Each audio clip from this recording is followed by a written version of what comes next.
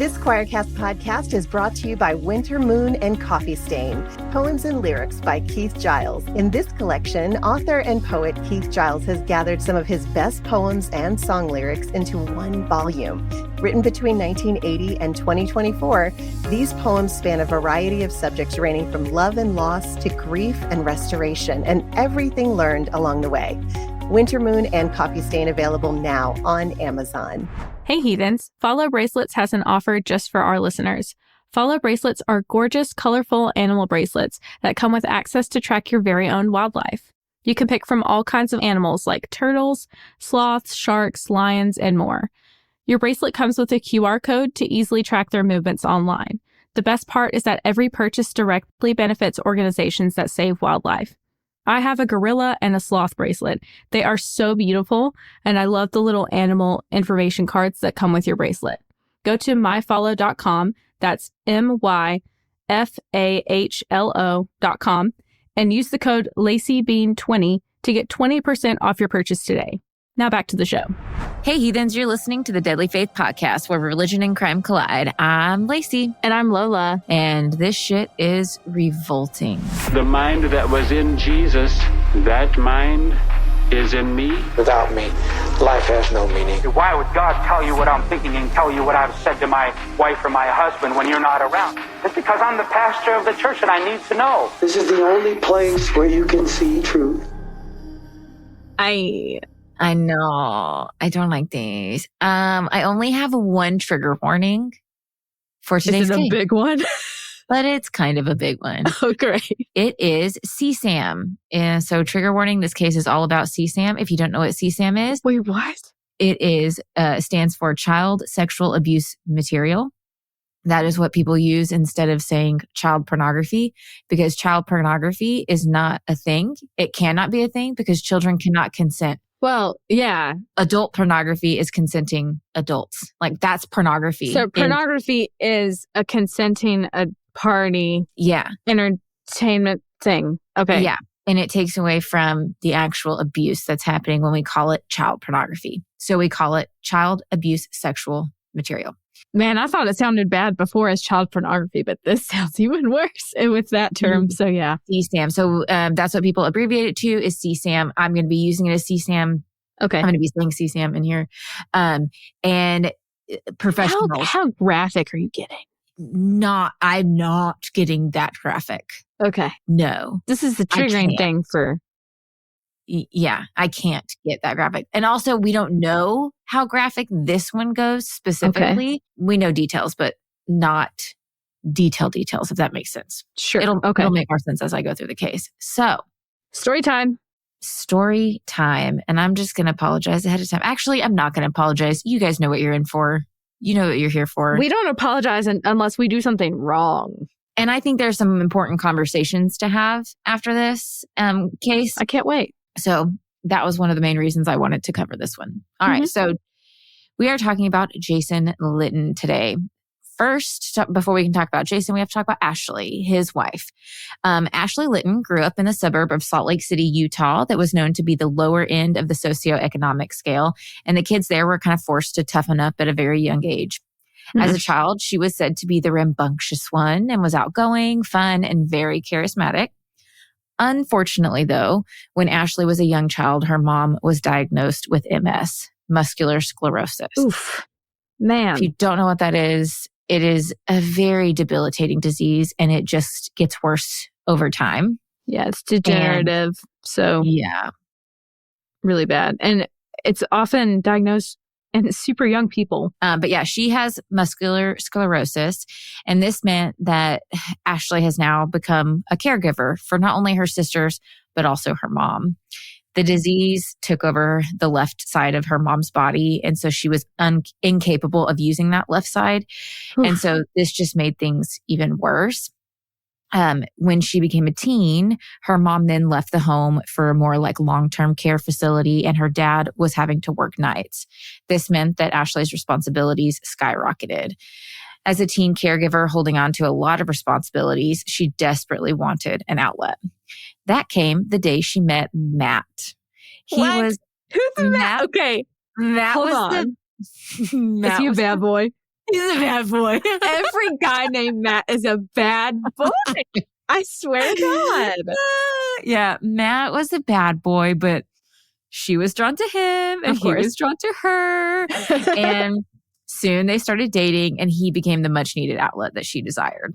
Mm-hmm. They continued dating throughout high school. And unfortunately, because he was the bad boy, it wasn't great. Mike ended up cheating on her and even started using drugs around the age of 15 and 16. Like 15 or 16. No, sir. It was bad. But This is not education. No, but as we know how teenage love goes, they stayed together. It's horrible. Even after they graduated, they stayed together. Oh, even worse. Now, after graduation, they were trying to be responsible and they were using contraceptives.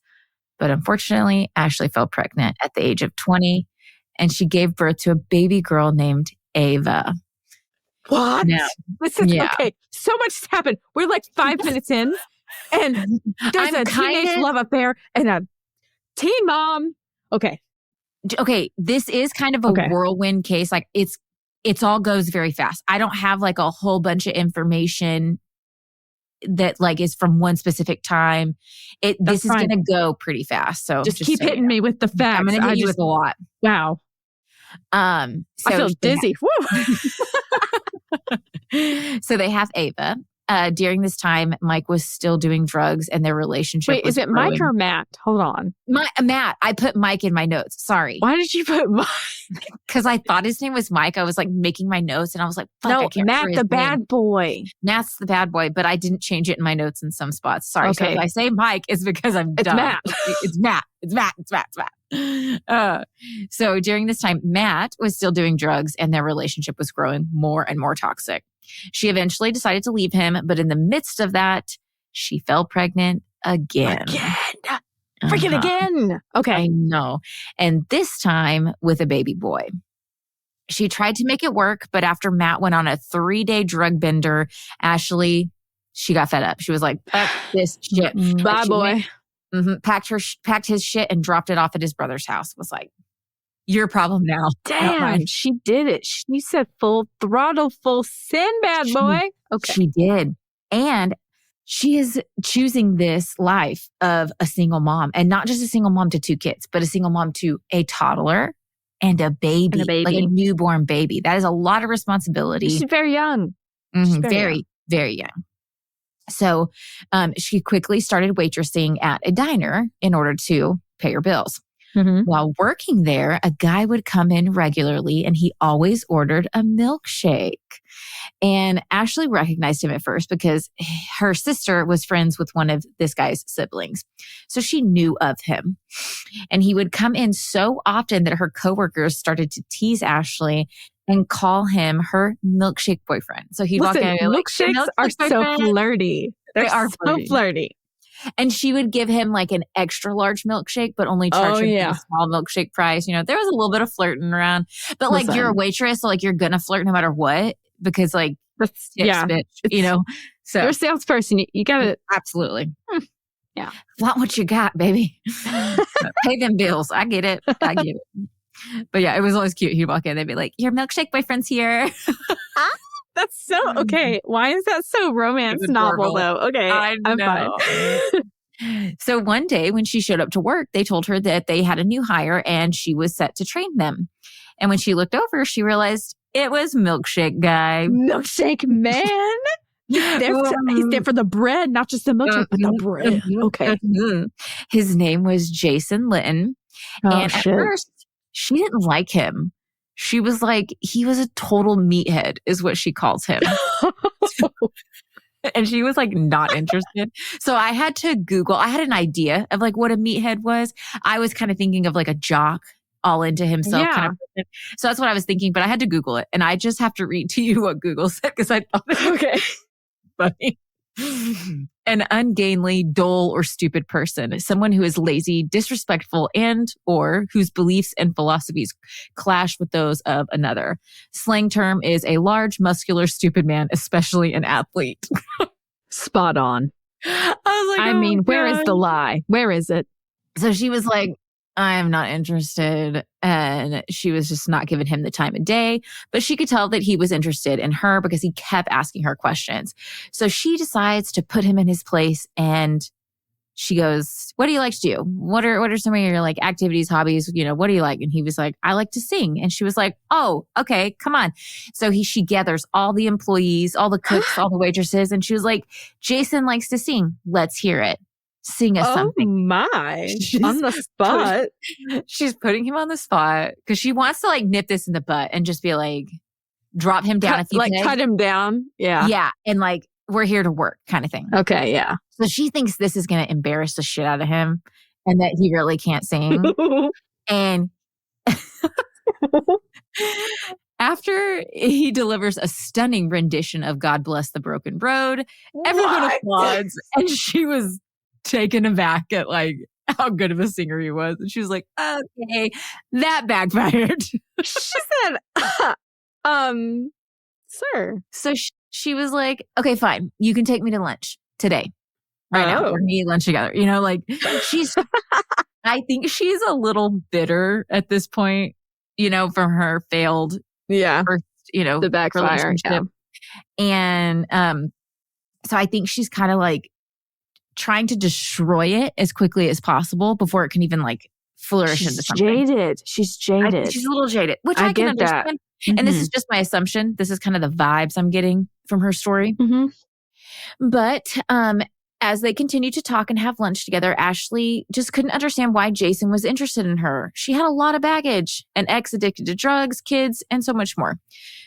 Despite this, Jason proved he was serious about her and wasn't going anywhere. They started dating, and the kids immediately took to him. He embraced fatherhood as if it were second nature, and those were his own kids, and he showed them affection day in and day out. One day when Matt showed up, like high as a kite and like yelling and screaming and banging on the windows and trying to get in, Jason was over there and he held her and he's like, I'm not going anywhere. Like, I'm here for you. He thought that was going to scare him off. And so she's like, oh my gosh. She had felt the same though. Like, she felt like she'd won the jackpot because not only was like the kids loving him and she was falling for him, she took him around her family and they loved him. Her sister, who actually knew his family, was like, marry that man. He comes from a good family. He's a great guy. Marry him. Please marry him. Okay. So she was credentials. Like, oh my gosh, I have found the knight in shining armor. Like, this is it. Right. Mm-hmm. Mm-hmm. After dating for a while, they went on a 10-hour Jeep safari in Moab where Jason proposed. Overjoyed, Ashley said yes without hesitation. After they got married, they formed a strong and cohesive family unit, and Jason quickly became known as the life of the party. He was funny, engaging, loving, and an all-around perfect husband, stepdad, and friend. He was literally everything. This is the problem, though. This is the problem.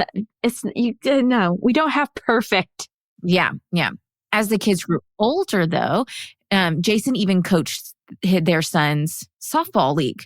So he was earning respect and admiration even from the community. He was a very well-known person within the community. Oh. And eventually the two together had a baby girl named Olivia. So now they're a family of three kids, 2 adults. So a family of 5. However, when Ashley was pregnant with Olivia, Jason left to go pick up the kids and accidentally left his phone at home. During his absence, a text message came through on his phone and it read, I can't wait to see you tonight. Mm-hmm.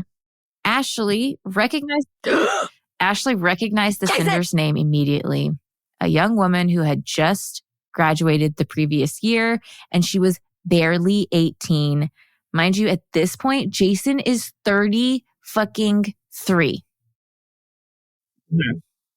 Hell no. Gross as That's fuck. gross. That's disgusting. Okay? So when Jason returned home, Ashley confronted him, and he claimed it was merely an emotional affair, not sexual in any way, shape, or form. That's just as bad. She's That's like at 18, you're 33. Destructive. Ew, you piece of shit.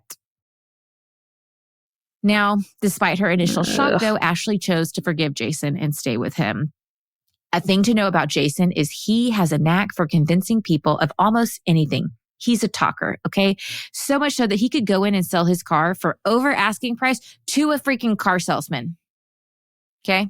He is like, he's a charmer. He will talk you in circles. Like he will gaslight you to oblivion and you won't know you've just been gaslit. He will convince. He will. He's bamboozled.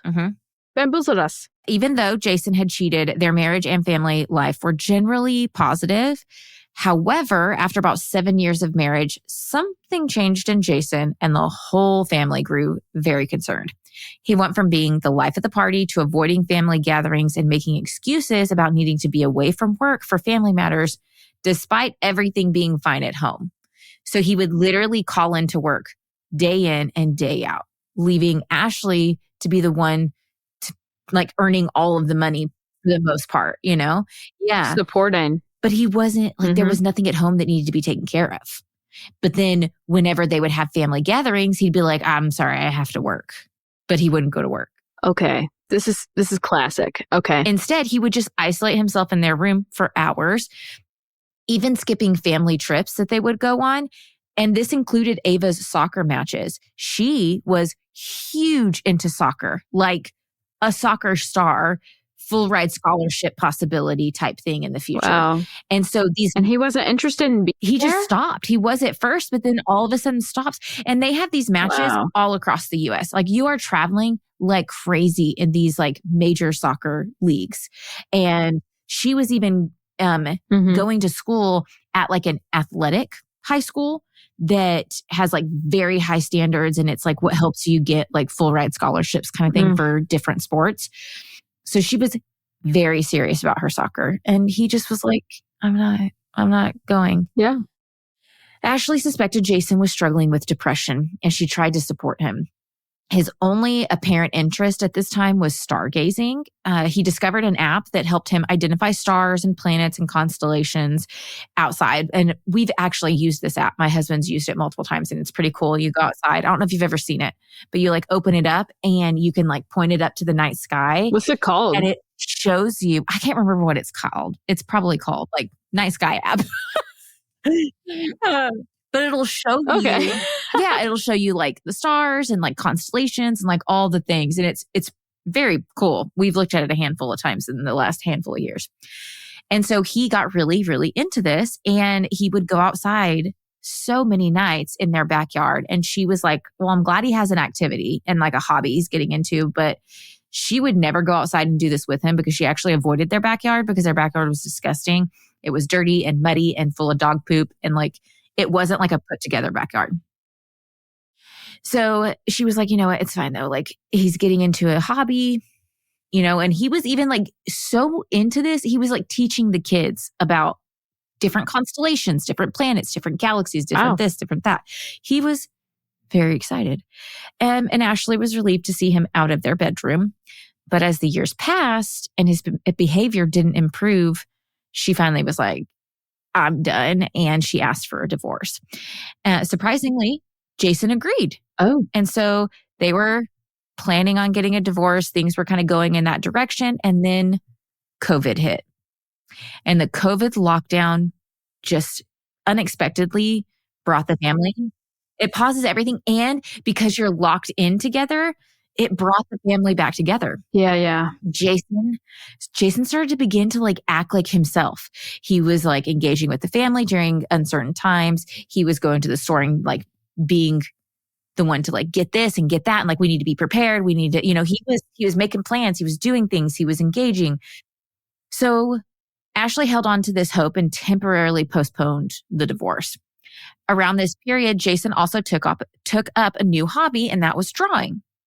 However, his drawings were highly sexualized anime with exaggerated depictions of women's breasts, like the big breasted anime drawing. Hentai. I had hentai. Yeah. And like if you're into this kind of drawing, like that in and of itself, cool. Like to each his own. But when you put all of these little things together, it's like, and he was so like in love with his drawings. And she was kind of weirded, like that he had never shown interest in this stuff. He had never been this highly sexualized person. And their sex wife was even struggling. So she's like, what the heck? And he's making all these drawings. And then every single person that would come over to the house, he'd be like, come look at my drawings. And like her family would come in to look at this and they'd be like, what? I feel awkward. This is gross. That's, yeah, not what I'd want to show the in-laws. So weird. I feel like that would be like me going and getting my boudoir book that I made, that I like figured and put together for Tyler, and just being like, look what I gave him for Father's Day. There was a reason I made him open it that morning and not when his parents came over for the holiday. Yeah, no. I'm sorry. Not gonna happen. Oh my gosh. Now, eventually Ashley confronted Jason and she told him, stop this strange shit. You're acting weird. This is fucked up. She just was like straight out like, oh, you're acting weird. She said, what the fuck? And so I want you to stop saying odd shit. Seriously, I'm not kidding. And she also, like I said, they were not having very much sex, like a couple times in the last handful of years. Like, I mean, wow. Barely. Wow. And it's important to note, like, they don't have toddlers. Like, their kids are of age to like entertain themselves.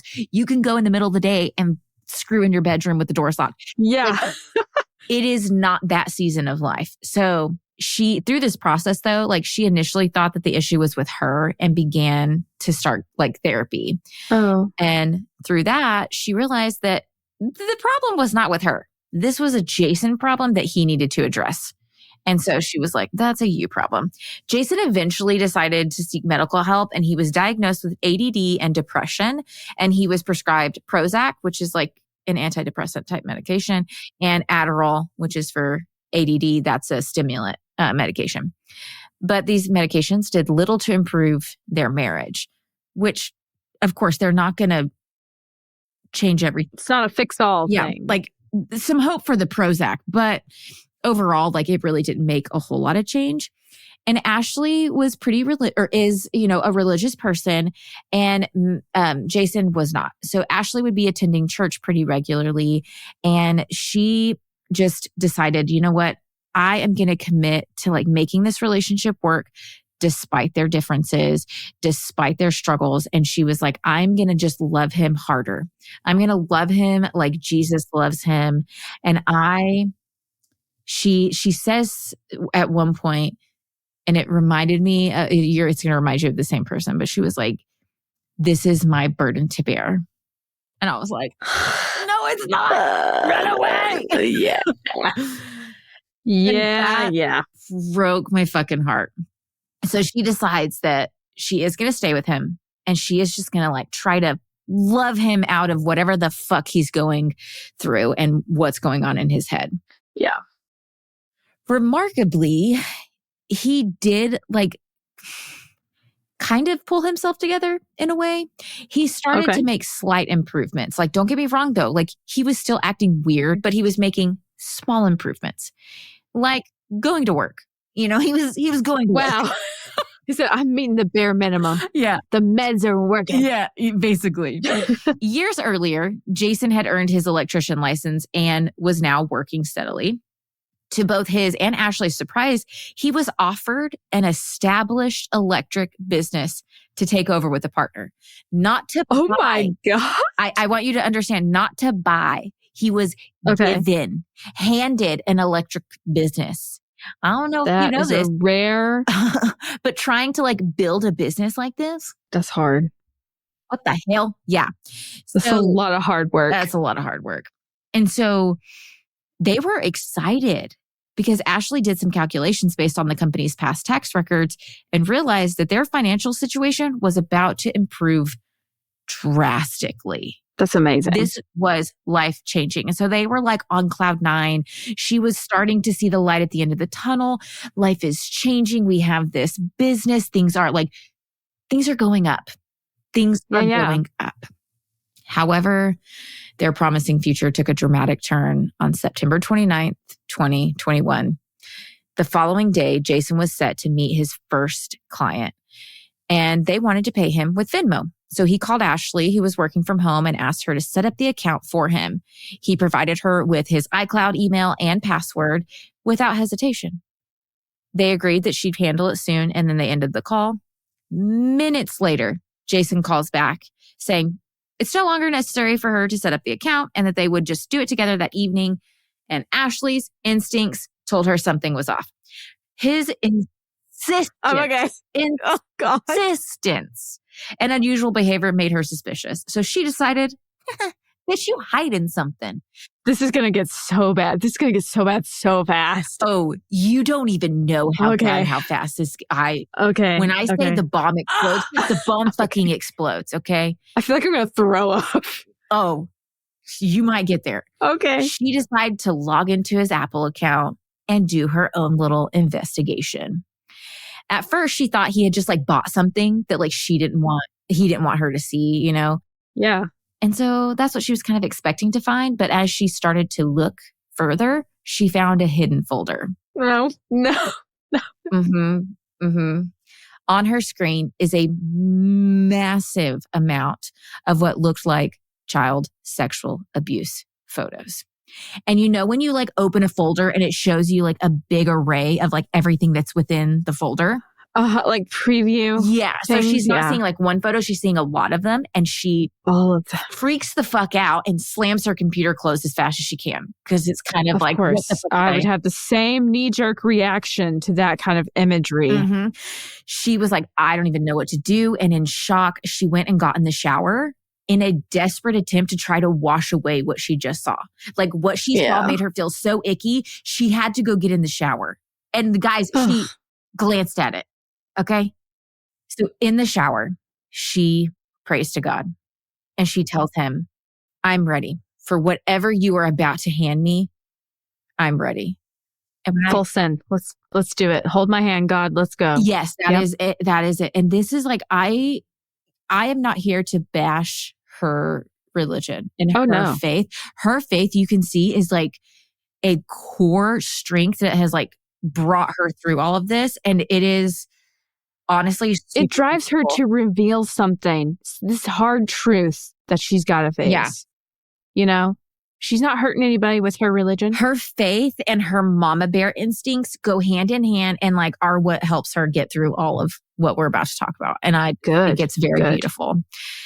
Okay. But there's more about the religion that we will talk about and we'll get to that. Okay. And why you gotta rain on my I will rain on your parade because it's important conversations we need to have. Okay, guys? I know. Okay. So she gets out of the shower and she calls her little sister, Anna. Ashley had only looked at a few photos after the shower to screenshot them for proof and needed someone else to verify what she was assuming was CSAM. Some of the pictures had adult heads that were like superimposed on children's bodies. And she just needed somebody else to clarify that it was in fact CSAM and not adult pornography. So she tells Anna that she thinks she just found CSAM on Jason's computers before showing her a few of the screenshots. Anna was shocked and repulsed by what she had seen. She insisted that Ashley show the evidence to Kathy, which is their stepmother, who worked at the prison and would know how to handle the situation. Oh, good. Okay. Yeah. So with her hair still damp and wrapped in a towel, Ashley hurried out the door, grabbing her keys and phone only. On her way to Kathy's, Anna called her to alert her that Ashley was coming with something that she needed to show her, and things were really bad. As Ashley pulled into the parking lot, Kathy was walking outside. And so Ashley gets out of her car and she walks to Kathy and they just meet each other. The moment that she meets Kathy, she just is overcome with tears and just like melts and like collapses into Kathy's arms and she's bawling. They then get into Ashley's car and Ashley shows Kathy the disturbing photos. Kathy, who is accustomed to monitoring and reviewing inmate mail, immediately recognized that the girls in the photos were underage. Knowing the gravity of the situation, like she straight out told her, like, he is in so much trouble. Like, this is so bad. She advised Ashley to contact Jason's brother, Justin. I know it's another J name, but Justin is Jason's brother. Okay. Justin is a police officer. He would know what to do. So I was going to say, why are we contacting him? Like, won't he warn his brother or like? He's a popo. Okay. So they're like, he's a cop. Like, go to the cop. That's what their thought. Yeah. So Ashley did what she thought was best. So she goes and meets Justin in a parking lot to show him one of the photos. The moment, like, she just like shows him, like, I saw this on Jason's computer. He looks and turns away and he's like shoving it out of his face. Like, I can't see that. I can't see that. Yeah. And she asked him, like, what do I do next? Like, what do I do with this? Yeah. And he told her not to do anything rash and to keep it quiet. Don't go telling this to your family. And he suggests that the girls in the photos might be over 18. Like, we don't know that. They could be over 18. You don't know. I'm like, bitch, you hardly look. You saw it for 2 seconds and instantly we're like, I can't look at it. You knew within a split second that was a fucking child's body. Yeah. Even. And he said, I'll speak with Jason. Like, we'll figure this out. Oh, no. Ashley gets back into her car and she is deeply unsettled. And she's like, that motherfucker just gaslit me. Yeah. And then as she sits there, the stress took a physical toll on her and she began experiencing sharp pains in her chest and difficulty breathing. Ugh. Fearing she might be having a heart attack, she calls Anna, who told her, go to the hospital and I'll meet you there. Uh-huh. So Ashley arrived at the hospital. The front desk staff asked her for her reason for visiting. And the moment that woman said that to her, Ashley, again, broke. She is uncontrollably crying, muttering, can't speak in the middle of the fucking ER in the hospital. Of course. And she said she felt so embarrassed that like she couldn't even talk and she was having to be helped back to the room. But I'm like, girl, don't be embarrassed. Like, how else are you supposed to process something like that? I don't know. I mean, yeah, I don't. There's no right way to react to that, I guess. I mean, this is so much like, how does your body react to that? So many questions, especially it's her spouse who she has known for so long and has children with. Like I've said before, our emotions have cycles. And when we try to hold that kind of stuff inside, it's not good. And when it's that intense, it's going to come out in some way, shape, or form. And to her, it was bawling and couldn't speak, Yeah. So they quickly brought her back and found that her blood pressure was dangerously high. After receiving some medication, she began to calm down and Anna arrived to be with her. They held each other for a long time as Ashley was diagnosed with a panic attack. She had no idea that a heart attack felt so much like a panic attack, or vice versa. Panic attack felt like a heart attack. Yeah. Mimics so many of the same symptoms. But regardless, if you experience any of those symptoms, go to the ER. Your heart's kind of important, okay? Just in case. Yeah. Soon after this, she realizes it's a panic attack. An officer enters the room and asked about a possible domestic violence incident. Ashley looked at him and said, no, but I do need to report a crime. She's going full send. Yes. Full send. Throughout the entire ordeal, from talking to Anna in the morning, meeting with Kathy, speaking to Justin, and even while at the hospital, Jason was bombarding Ashley with texts. Oh, he was? Okay. Oh, yeah. His either his spidey sense or I don't think she had logged into the iCloud account when he called back the second time and was like, oh, no. I think it clicked with him fuck, I have a hidden folder. Yeah. And he's like, no, you don't have to do it. And that's when she was like, fuck you, I'm going to look in. And it emails you if there's a new sign in from a new device. Yeah, that's right. I think he got that email that she'd signed in. Yeah. And so he was like, fuck, she found it. I know she's going to find it. It's there. So he is texting. He's apologizing. He's pleading for her to talk to him. Please talk to me. Just let me explain. I know I need help. Blah, blah, blah. I love you. I love the family. Even so much while she was at the hospital, he sent a video of himself crying and begging for her to talk to him. What in the world? There is a podcast about this, a whole season about this. And there is a Hulu docuseries, which we will link both of them. So very good, both of them. So I highly recommend watching them even after hearing the case, because there's still more in there and you get to hear from all of the main players and the, characters in this. But you can actually see and hear, they play the video of the video. Like he's crying and he is like just being a little bitch baby. But there is, and I want to know y'all's opinion. I think this motherfucker's faking it. And he does this move where he's like covering his eyes, but then he like is looks at the camera to like make sure that like he's in frame. It looks genuine. Yeah. Or yeah. And I was fuck you, you little disgusting fucking pedophile. You slimy sack of sewer scum. Exactly. Now, hours later, Ashley received a call from a detective who asked if she could meet with him that night. She agreed. So at 10 o'clock that night, she meets the detective at the police station and they sit down. There, she learned that the detective had obtained an immediate search warrant based off of her initial report that she'd given the officer at the hospital. Mm-hmm. He had accessed Jason's iCloud earlier that day and retrieved the entire folder of incriminating evidence. Just a few hours later, he went back to revisit the iCloud and discovered that Jason had deleted everything. Deleted it all.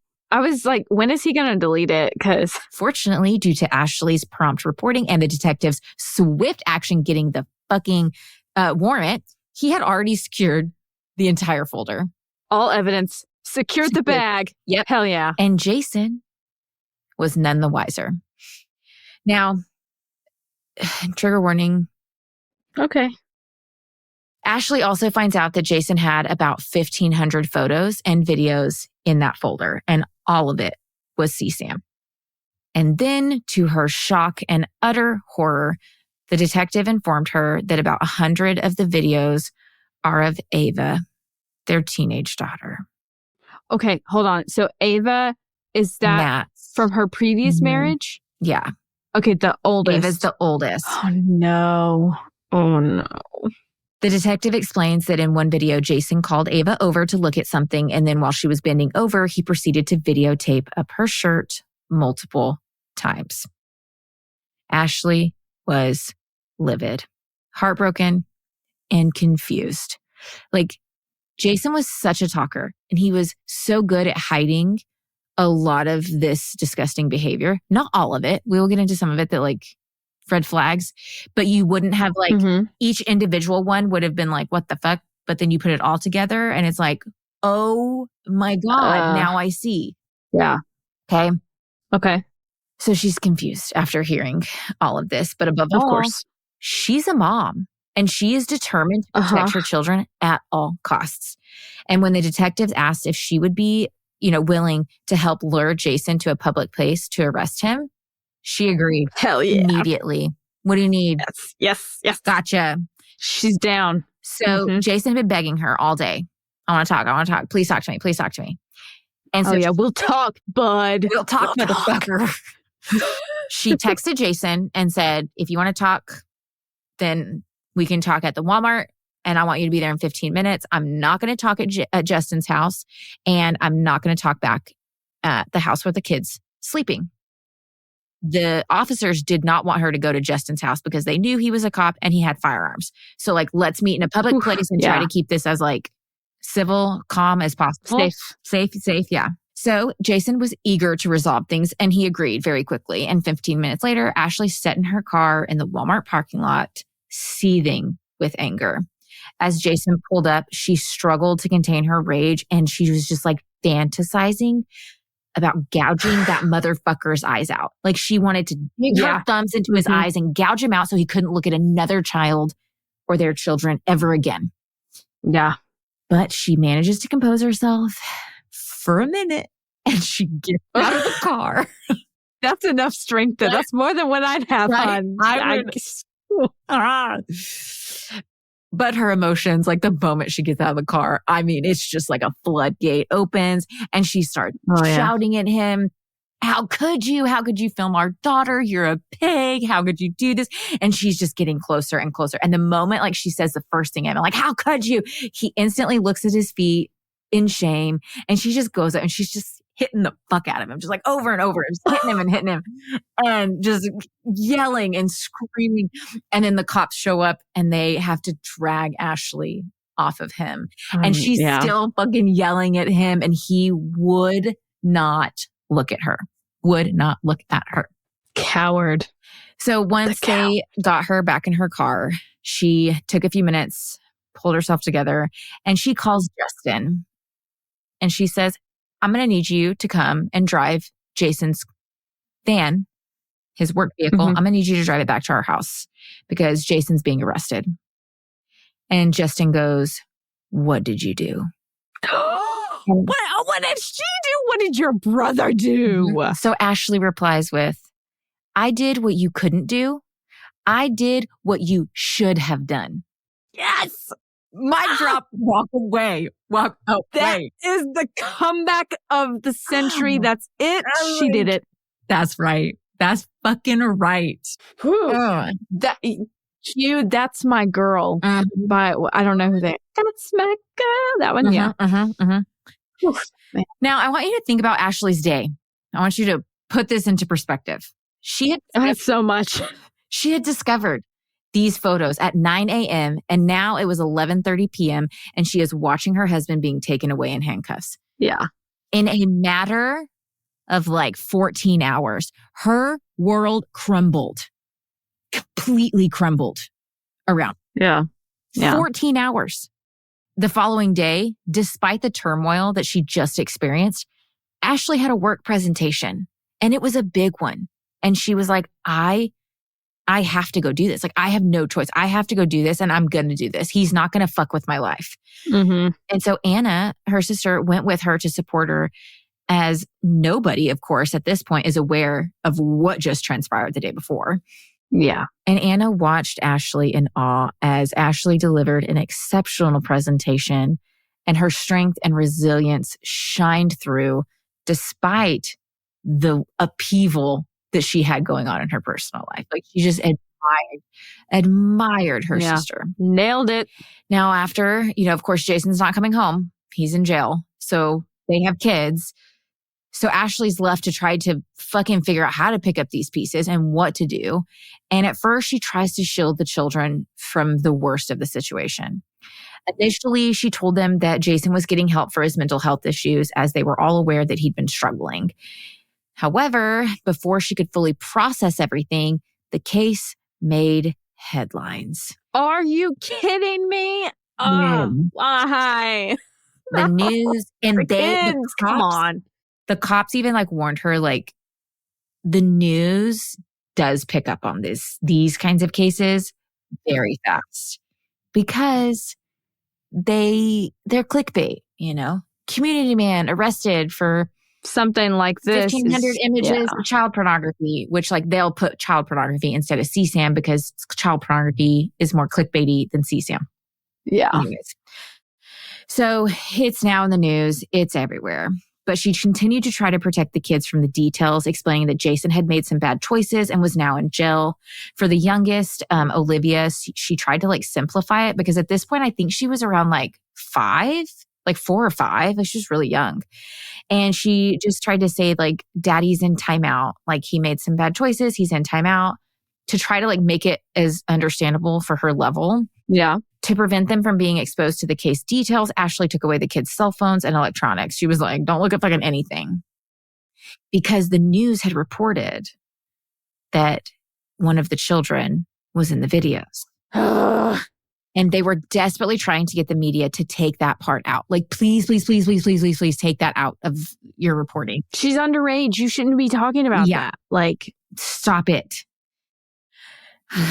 The identity of what? How is they didn't specifically say which child, but they just said it's so easy to fucking figure out though. I agreed. Fucking agreed. But unfortunately, and this to me is even fucking worse, if it can be, a parent of one of Ava's friends approached Ava and asked if her children were among those in the photos or videos. Ava? What? She approached Ava? Yeah, Ava's friend's mom approached Ava, the teenage daughter, and was like, are any of my kids in the videos and photos on your dad's computer. Oh my God. Ava was God. Confused. She's like, what are you talking about? Because they were under the impression that it was just like downloaded child abuse material. They didn't think that it was made material. So she goes to her mom and she's like, what? Are my friends in these Fill in the videos? gaps, Mom. Fill in the gaps. And initially, Ashley told her that like, no one's in these videos that we know. Ava pressed and was like, am I in the videos? And she was like, no, you're not. And this one went on for like a week or two, but Ashley quickly realized like she needed to tell her the truth. So she sat Ava and their son, who was like just a couple of years younger than Ava, down and told them everything. The revelation was absolutely devastating for Ava. Her sense of safety was shattered and she no longer felt comfortable in her own home. Once a vibrant soccer star with a busy social life, Ava withdrew from her previous activities. She quit soccer. She left her sports school for an alternative school and distanced herself from her old friends and everyone. Like it was just really hard. Her feelings were conflicted. She was angry and disgusted with Jason, yet part of her still felt love for the man who'd helped raise her. And that's a very valid feeling. Like, I know some people are going to be like, how could you have any love left after that? You don't know. You've never been in that situation. Like, be at peace knowing that you don't have to deal with that kind of feeling. Like what a blessing it is that you don't. Yeah, oh my God, you're going to make me cry. I can't look at you. I literally can't look at you right now. It's when it comes to anything with child sexual abuse or material or any of it, it's not, you can't just categorize it as sexual abuse. I categorize it as you took someone's life. They are not the same person. Never. At all. Mm-hmm. And they'll never be the same. They can't go back. And we are going to talk more about that at the end. We have so many important conversations. This is like, you guys will understand why I was so passionate about telling this case, because there are so many important conversations. And you're going to be angry. Okay, I'm like just going to tell you right now, like you're going to be angry. As if I'm not already there. Okay. Yeah. Jason was held in jail for 30 days before being released on bail with strict conditions. He didn't have a bond. He was just like let go on conditions. He was prohibited from having a cell phone with internet access and was barred from being around any children. So as a result, he moved in with his mother while adhering to these provisions. Now, I'm going to preface this next part with don't judge Ashley. Okay. You do not know what you would do in this situation. When you are going through something so traumatic, your mind and body are going to try to go into survival mode. And survival mode is going to be the path of least resistance. Okay? Yeah. So this was Ashley's attempt at a path of least resistance. It didn't last long, but it happened. So in her desperate attempt to comprehend Jason's actions and stay, focused on, like I said, survival, Ashley fell back into the caretaker role. She brought him clothes after he was released. She brought him food. She even brought him a new cell phone without internet access, and she would visit with him. She was in a way attempting, trying to keep their family together and trying to make sense of all of this. And she was hoping there'd be an answer. He'd be able to explain this. There's a logical reason, right? And so she asked him during these visits, why had you recorded Ava? Why? And Jason was like, oh my gosh, it was nothing sexual. I just was recording her to try to catch her doing something wrong, like vaping. And then Ashley questioned him about the vast number of photos he had of other children. And Jason tried to say that it was merely a collection that he never actually looked at. What? What? But you made a folder. A hidden folder. To put it all in. Now, mind you, we find out that when Ashley was being interviewed at the police station, I was going to say gas station, at the police station that night at 10 o'clock, She told the officer that about him secluding and all of this stuff. And we find out that one night when Ashley was asleep, Olivia had crawled in bed with her. So it was her and Olivia asleep in their bed. And she wakes up and Jason's not in bed with them. And she hears something. So she kind of like leans up in the bed and looks over, and he's laying on his side of the bed, but on the floor. And he has his phone out and he's masturbating. While his child is in the room. While his child is in the room asleep. And she was like, what the fuck? So, like I said, like red flag, but like, I don't think you would go from like that to like what we find out, you know? Yeah. But it makes more sense putting it all together. Mm-hmm. Now, Ashley wanted to believe Jason's explanations. Like this was her mind going into survival mode. She'd already lost one husband and now faced the possibility of losing another. Desperate to keep her family together, she tried to accept his justifications. However, when the prosecution dropped off the discovery paperwork, a very large stack of papers, Ashley felt compelled to read it. She's like, I want to read it. But Jason, he was vehemently trying to get her to not read it. He's like, you know, it's in this. It's not. He's talking around it. He's being the Jason, talking around everything. He's trying to distract her. And she realizes what he's doing. And she was like, stop it. I want to read this. I'm going to read this. So she sits down and she starts reading the entire discovery. As she reached the section about Ava, the truth became painfully clear. Jason's supposed passion for stargazing was a facade. The revelations in the paperwork showed a much darker reality. Instead of stargazing, Jason was actually going in the backyard around to Ava's window so he could record her from her bedroom window. Also, from the contents of this video, it was very obvious that it was in fact a sexually motivation that drove him. Because he would go out when he knew that she was showering and was about to get out of the shower, where she would go into her room, be changing clothes, be naked. Mm-hmm. Yeah. After reading the documents, everything became painfully clear for Ashley. She severed all ties with Jason after realizing the depravity of his crimes. But the ordeal was far from over. There was still the trial to face, and Ashley was determined to ensure Jason received the harshest possible sentence. Now, something I want to know before we get into more of like the sentencing and trial and stuff. During this time, Ava could not sleep in her own home. She tried moving her bed into all different positions around the room. She was so uncomfortable. She tried sleeping on the floor. When I say her entire safety was robbed from her, her entire safety was robbed. She didn't feel comfortable in her skin. She didn't feel comfortable in her house. She felt comfortable nowhere. And now she's watching her mom go and visit with the man that recorded her. So she's trying to make sense of that. And she feels kind of like nobody's in her corner. And she ends up moving out and moves in with her biological dad, Matt. And he was, he had gotten clean, and she was like, I can't be here and I need to live with my dad. And so that's valid. And so she did.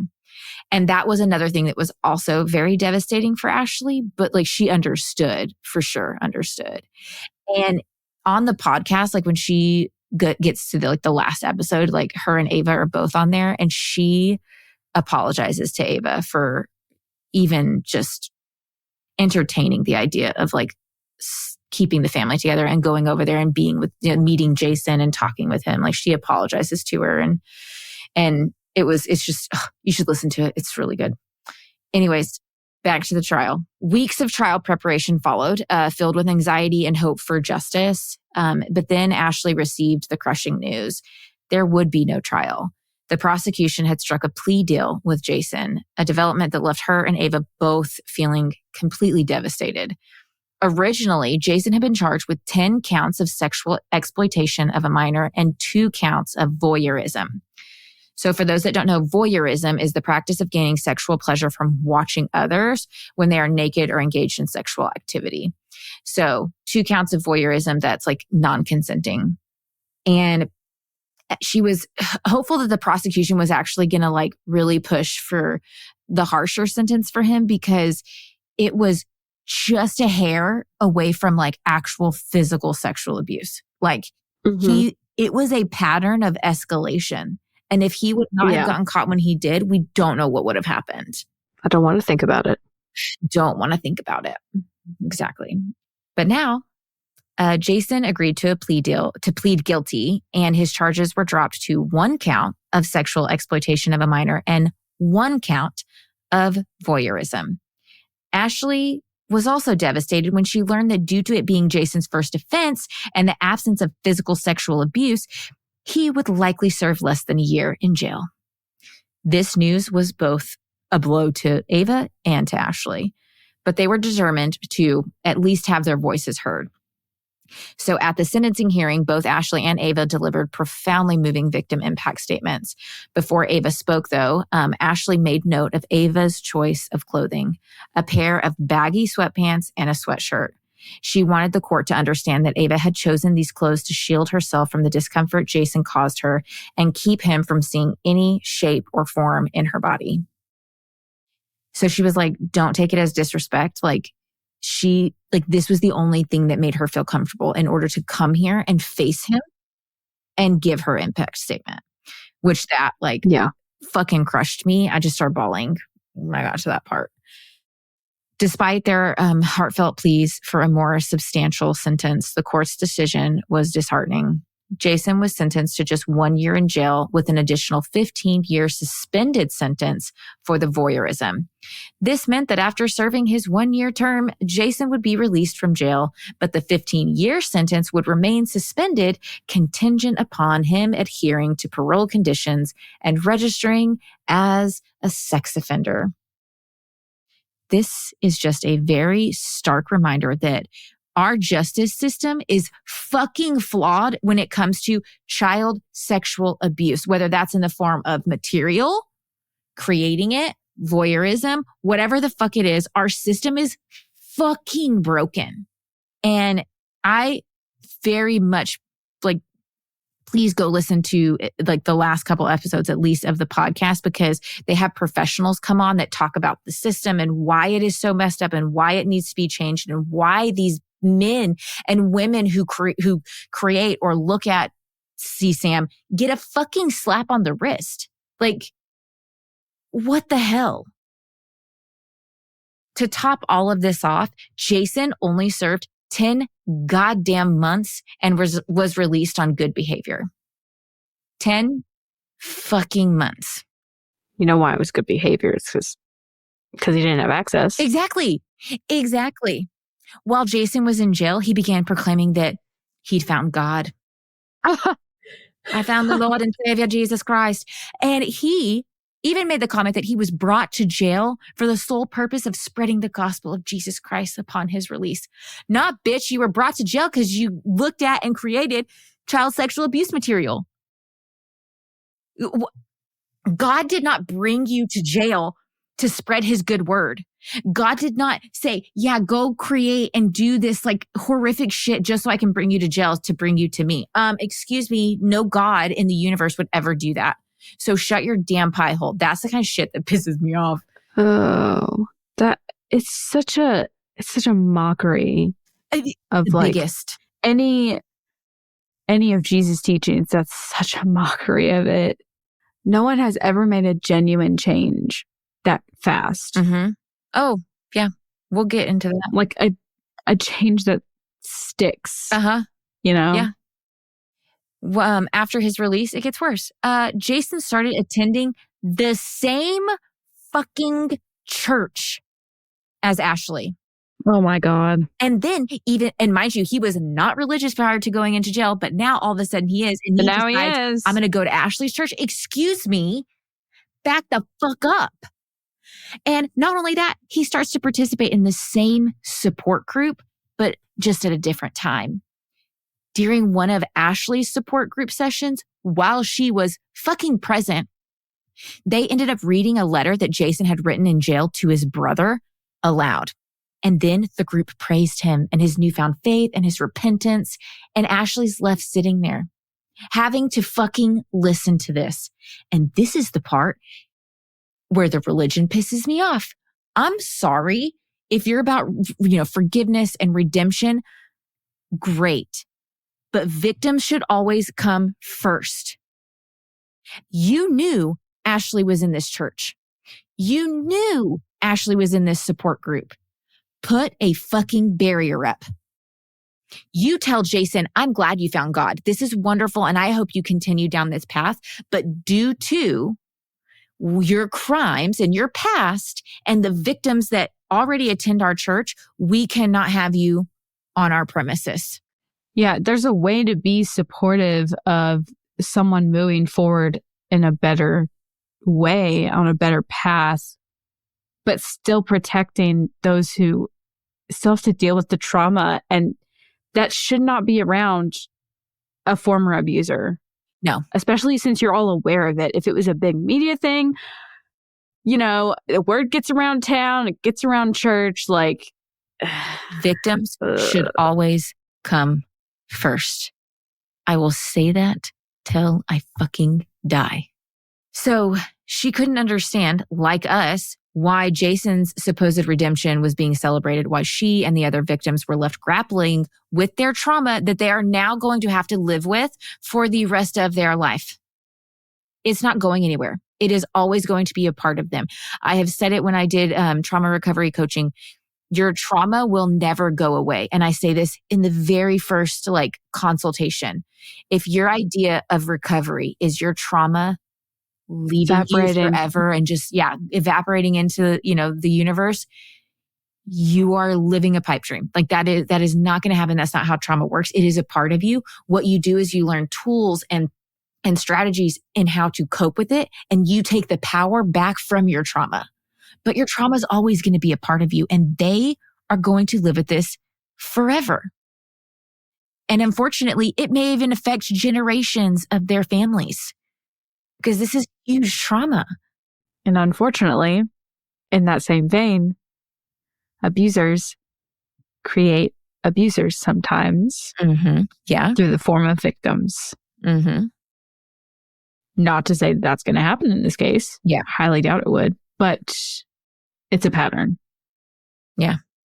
It's factual. That happens. We're getting close to being done, I promise. Ugh. After Jason's release, he was allowed supervised visits with Olivia, their biological child. A children sex offender? Mm-hmm. The state said that there's no proof that he would do it to his own biological child. And their goal is reunification. Their end goal is unsupervised visits. That is the end goal should be protect the children. That should be the only goal, actually, but, not the end. But no. Jason has rights. No, bitch. He forfeited him the moment he videotaped one of his children's breasts and her going through her window. I'm sorry, your rights are gone, in my opinion, when it comes to your children. Adios, amigos, it's gone. Goodbye. You're never getting it back. But not according to the state. So he gets supervised visits with Olivia.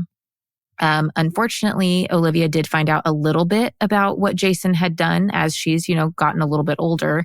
Mm-hmm. And she knows to an extent to guard herself around her father.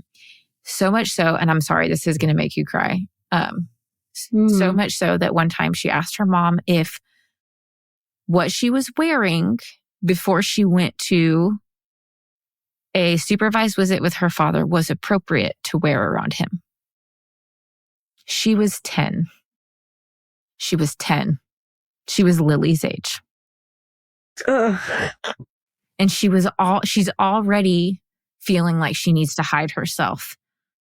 Not only from men, from her father, from the person that she should have felt the most trusted with. Mm-hmm. That's one of the main tasks of parenting is protect your child. Absolutely. Be the protector. Be the person they can feel safe with always. Jason was also approved for a smartphone, even though he was, or maybe still is, in his court-appointed sex offender treatment. And mind you, I fucking Googled this because I was like, we need to talk about this. And I Googled, can sex offenders be rehabilitated? According to AI, which there are like certain research done into this, the effectiveness of treatment for sex offenders is a topic of debate, with some studies finding that rehabilitation programs can reduce the risk of reoffending, while others find no significant difference. And this is because like some studies that have found a positive effect have not been randomized controlled trials, and treatments need to vary depending on the offender and the mechanisms. But overall, the science and the research is leaning to no, they cannot be rehabilitated. It literally rewires your brain. Yeah, they will always. And he was already talking to an 18-year-old when he was 33. Yeah, earlier on. Like, this is something that I think's been going on way longer than his little depressive episode. Of course. So, yeah. This is not something that you just like pick up later in life kind of thing. Normally it starts when you're real young. And they're giving him access to his daughter. My heart breaks for Ashley. She has no choice. She has to comply with the state. How do you as a parent protect your child when you know you're sending them into a position where they could easily not be protected? She has to have some of the most hardest conversations with her 10-year-old about shit that this 10-year-old should not know about until she's a fucking late teen young adult. I hate this life. I hate this. It's just the main goal is how do we prevent this? You know, how do we not make more of them? Because harsher fucking punishments. Oh yeah. A fucking year, 10 months. That's all you fucking got for this? There's a statistic that in 2023, 45 million CSAM reports were filed in the USA alone. Out of those, only 100,000 resulted in a fucking arrest. 100,000 out of 45 fucking million. Are you kidding me? How do we prevent this from the get-go? Like, what is it that breaks their brain? What is it? There needs to be more research. There needs to be funding. I know.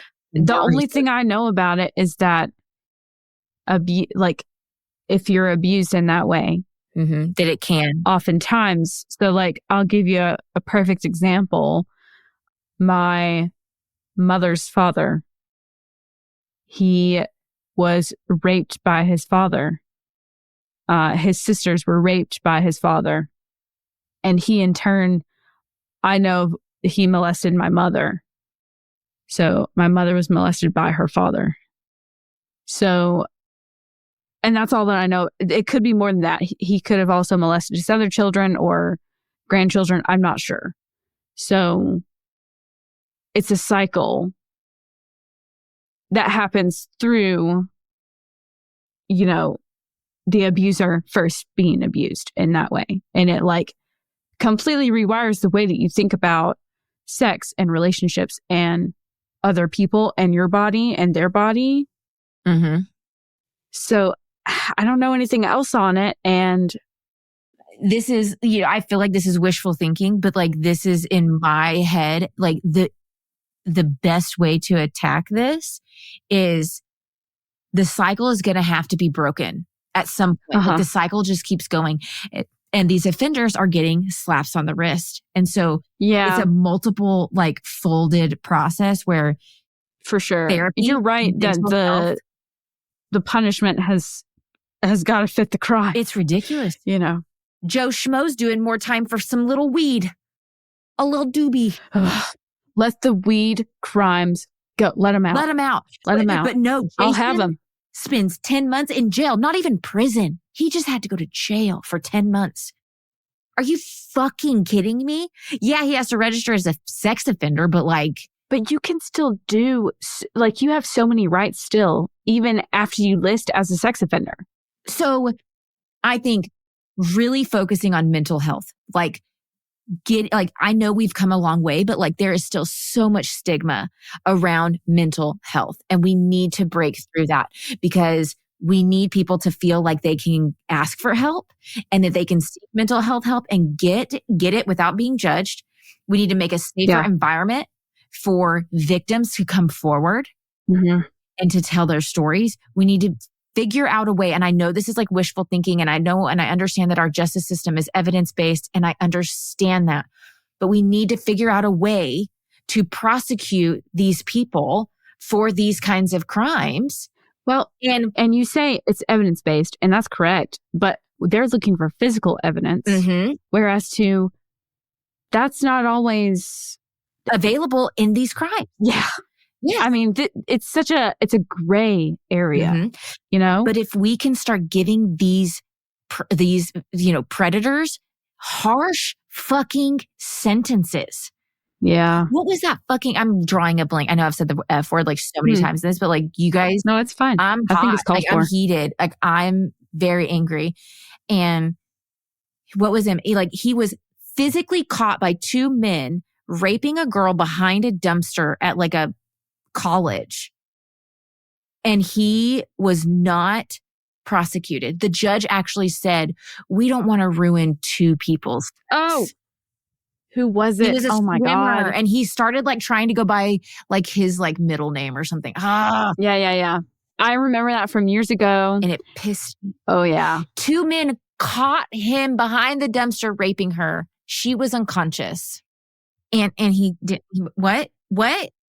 This year, when you're at family gatherings and, you know, holidays are coming up, when you're around that uncle or that sister or that whatever, and they're looking at your kid, or they're saying like, oh, that's inappropriate, that they shouldn't be wearing that.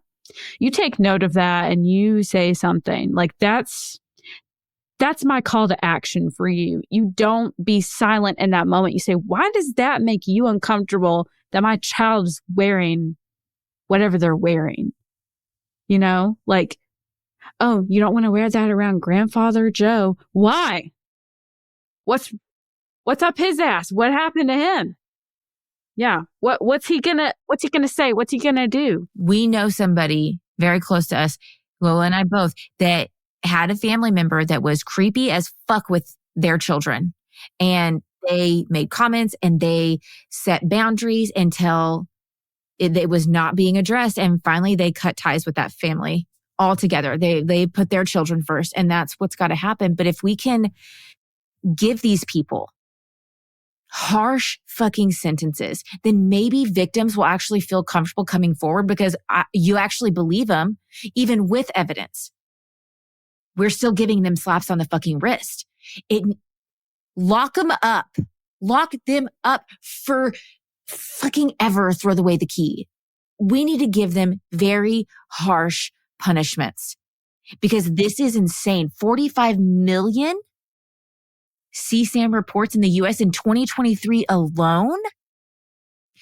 We have the capability with our technology for social media companies and tech companies to be able to monitor CSAM material that comes through. And there's so many watchdog groups that are amazing too. Yes. That like nonprofits that work hand in hand with law. What? NCMEC, the Center for what is that? The Center for Missing and Exploited Children. Yeah. Missing and Exploited Children. That's it. Yeah. They're the ones that like do the most reporting because they are active with it. And social media tech companies and all of them have said there's not the policy or the guideline to like put the pressure on us to do X, Y, and Z. I don't give a shit if our policy is there or not. Even though our government has said like back in like I think it was like 2007, 2008, they were going to like make this plan and put all this money into like stopping this. They have done barely jack shit. And that's a huge problem. But our government's fucking dumpster fire. We're focused on golf carts. Yeah. Oh my God. And not our kids. And not our kids. And that is why I wanted to talk about this case. Because nothing will change unless we keep if nothing changes talking about it. And we have to keep talking about it. We have to, as tragic as this case is, like I understand there was no murder, but remember.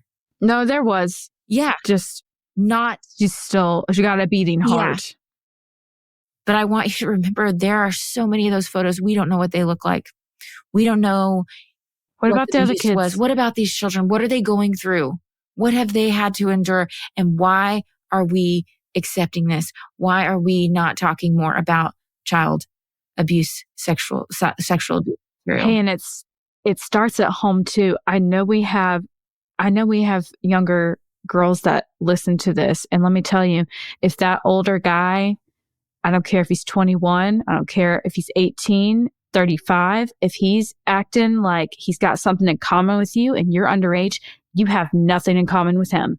Mm-hmm. Nothing. I was 15, just turned 16. Yeah. He was 25. At the time, I was like, oh my God. It's flattering. It's flattering to a teenage girl that doesn't have a fully developed fucking brain. Yes. But even our decision-making skills are not there. So it is the adult's responsibility to set the boundary. Mm-hmm. And even me, a traumatized fucking 15, 16-year-old. Mm-hmm. We never, there was no like actual physical stuff. The only thing we ever did was kiss, and good Lord, worst kisser of my life. But even me at 16, freshly 16, new license and everything, was like, what the fuck? This is weird. Like, you're 25 years old and you're going nowhere. Like, you have no ambition. You have nothing. And like, you're only interested in 15, 16-year-olds. I was like, peace out. And when I deconstructed, that person tried to contact me.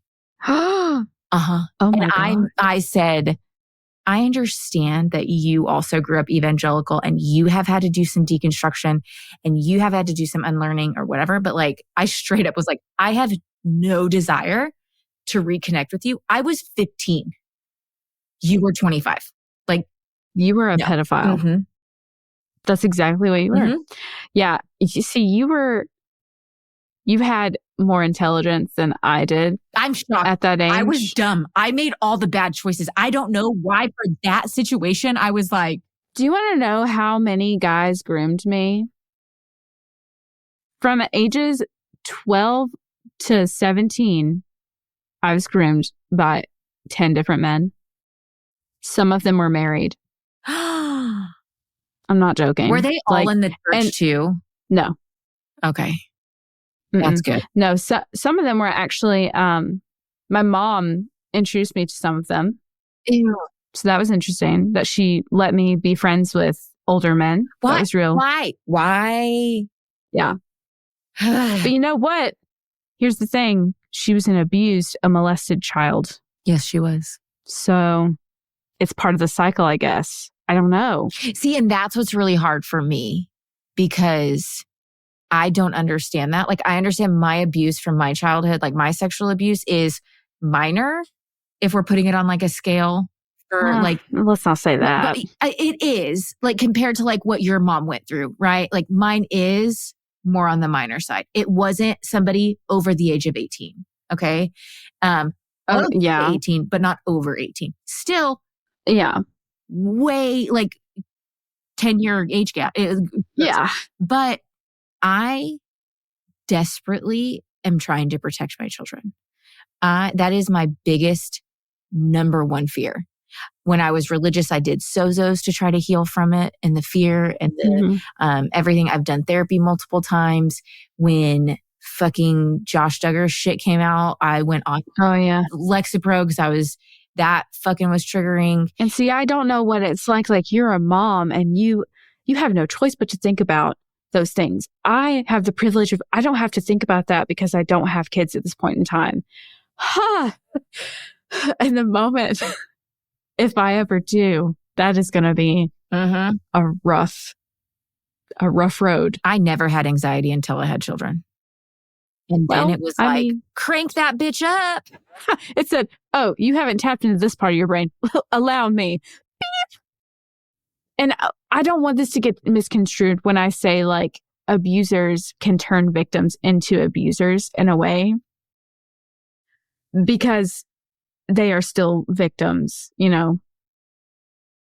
Like, you can be both, And I sympathize with the victim part of you, and I hate the abuser part of you. Yeah. And it's not a one. And I rally against the abuser part of you, but I still believe that what happened to you that created, the victim, I believe that deserves to be healed and addressed in a safe manner. So I don't want that to get and it's not misconstrued. Board, just because you were abused doesn't mean you're it's not. No. No.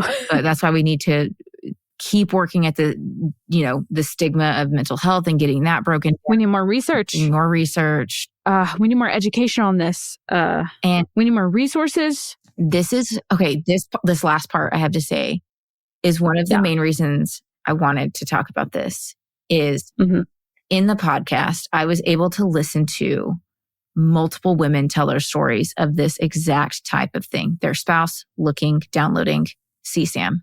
Some of it way worse than what was most likely on Jason's computer. Yeah. And a common theme that I heard among all of them was when their spouse or ex was in jail, they found God. And so then they come out and they're like, I'm healed. I've recovered. Even if they're having to go through the court-appointed, sex offender treatment or whatever. Yeah. They're like, I found God. And one of the wives said something that I was like, she hit the nail on the head. She said, of course they did. There's nothing else to do in prison. What else are you going to fucking do? And I was like, they have Bibles everywhere. So she said, everywhere. Show me the research. And she's a fucking therapist. And she was like, show me the research that shows that these, sex offenders can be rehabilitated, which they can't. So here is my statement to all churches out there. If you know that a man or a woman or a non-binary, anybody, a walking human fucking person is a sex offender and they went to jail and then they come to their church and they're like, we're healed. We found Jesus. Praise God. Please keep in the back of your mind that the research shows that you cannot be rehabilitated from being sexually driven towards underage children. That is always going to live inside of them. Whether they act on it or not, that is still yet to be seen. But that is still there. And so you're allowing them in your church and around your children. Actually, don't keep it in the back of your mind. Keep it at the forefront of at all agreed. costs. Right. Yes, agreed. Because if you just, they're healed, they came to found God, and you just put on your rose-colored glasses, you are bringing them into an environment with very vulnerable children, very vulnerable families, and that is a feeding ground for these people. Oh, yeah. That's perfect. It's the perfect manipulation. It is the perfect storm. All the factors line up so that they can successfully carry out their sexual gratification. So I think it's another good thing to remember too is there was also very common strings in between all these cases was being secluded and having all of a sudden their sex drive is low and they're not engaging with you and if you see something weird sexually one time and then all of this other stuff is happening, keep your antennas up. Keep your fucking antennas up. And don't be afraid to listen to your intuition. The little voice inside of you does know a lot of things and it oftentimes points you in the right direction. So don't be afraid to trust yourself. This was very difficult. I know this one was a really heavy one. I know this was hard for you. It was, but I watched the documentary first and it's so different when you get to hear it from the victim's mouths. And you get to hear from Ava and Ashley both in the documentary and in the podcast. And I consumed all of it because I was just so moved by their strength and absolutely startled by the statistics and our broken justice system when it comes to this. And I wanted to learn more because this is the world that our children are growing up in. And we need to fight for better things. And I don't know what that looks like. Maybe I'm just up on my soapbox right now, but at least we're talking about it and it's being brought up into the conversation, and we can try to help move this forward. If anyone has any recommendations, I'm going to link both the podcast and the documentary in the show notes. I'm also going to be linking all resources for NCMEC or things like that. That will all be also listed in the show notes. And I know this one was a much heavier one in a completely different way. I'm really glad we talked about it, though. We're going to keep talking about it. We're not going to stop. No. And I will say, I know some people are like, I hate when people get emotional when you're telling true crime cases. I think we need to. I'm sorry for being human. I'm not sorry. Because we are human, and we need to we can't just be fucking robots telling these stories. These are going to impact us very strongly at different times. And I think it should be normalized for us to be able to, creators to be able to feel their emotions. I feel like that. I really enjoy having a tender heart personally, because I've never had one before. When I was in religion, I never was very sensitive. And now I really love people and I really love myself. And so don't take it away from me, okay? You literally can't. So jot that down. There's no better way to do this, but we're going to do a hard right turn. And these palate cleansers, I hope, will help with you guys, because this one was very heavy. But if not, please go take a bath and touch your cat, and not that cat. Touch your dog. Pet your dog. Whatever. Anyways, palate cleansers. Yes, palate cleansers. Do you have one? I do. Guys, I felt so special this week, and I have to tell you all about it. So my birthday was on Sunday. Oh, yes. And I felt so special. I got amazing gifts from my family and everything. And I feel bad. And I'm sorry, guys, I'm not talking about that one. So I still love your gifts. But I'm going to brag on Lola's gift, because Lola, she enjoyed it so much. I love it so much. And it's the gift that keeps on giving. So I got it the other day and I opened it and I was like, oh my God, she knows me. So it was a self-care package, and it was very witchy and mystical themed, which I thought was so cute. I love the box. I was told all my kids, if one of you draws on this box, I'm going to be so pissed. This is my box. This is a cute box. Oh, don't fuck with my box. But it came with body oil, body mist, a bath bomb, a candle, which the candle's so cute. It says, don't fuck with my energy. And it smells delicious. It came with lip balm, lotion, and it came with a little stone. I don't know if it's amethyst. Will ever see this, but it's an amethyst stone. It looks blue. She's a purple girl. Purple, I promise. And so I've been holding this all night when I've been telling this case, and I just absolutely love it. And then she got me this little tote bag with a cute little graphic design on it that says, to the stars that listen, and what is it? What does the bottom say? And to the dreams that are answered. That one. And then it has the three. Whatever the ACOTAR. Yes. And then it has the mountains with the 3 stars, which is an ACOTAR. Mm-hmm. It's for Valaris in the Night Court. Yes. And I love it. And I was I opened it and I was just so giddy. And I was my best friend knows me so well. And I had to treat you. Everything big 3-4. So good. Oh, and there was a bar of soap, which I used the bar of soap tonight, and the bath bomb that had lavender flower little petals in it, dried. Oh, it was so cute. I loved it. It was excellent. She did. I'm so glad that you enjoyed it. You deserved nice things for your B-Day. Thank you. All right. Are you ready? I'm ready. For mine? Mm-hmm. Canine sniffers in Oklahoma use their nose to convict child predators. Fuck yeah. This is just right on.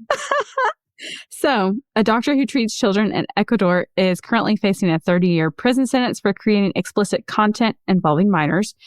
And his prosecution is thanks to Roscoe, the electronic sniffer dog. Not a robotic dog, but a dog that was trained to detect the chemicals applied onto the surfaces of data storage devices like SD cards, things like that are no bigger than like a pinky nail. It's crazy.